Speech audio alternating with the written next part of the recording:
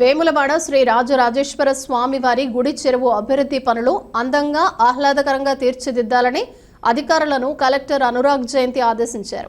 గుడి చెరువు అభివృద్ధి పనుల్లో భాగంగా వేములవాడ శ్రీ రాజరాజేశ్వర స్వామి ఆలయ చెరువు ఆవరణలో టూరిజం శాఖ ఆధ్వర్యంలో బండ్ పార్క్ లో కొనసాగుతున్న నిర్మాణాలను కలెక్టర్ అనురాగ్ జయంతి అదనపు కలెక్టర్ పూజారి గౌతమితో కలిసి బుధవారం పరిశీలించారు. ఈ సందర్భంగా పార్క్ ఇతర నిర్మాణ పనులను మ్యాప్లు పరిశీలించి క్షేత్రస్థాయిలో తనిఖీ చేశారు.